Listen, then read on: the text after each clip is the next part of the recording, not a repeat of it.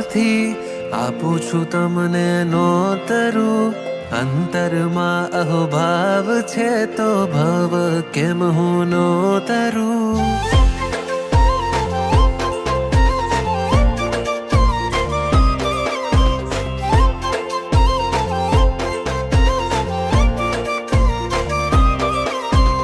અંતરના અહોભાવથી આપું છું તમને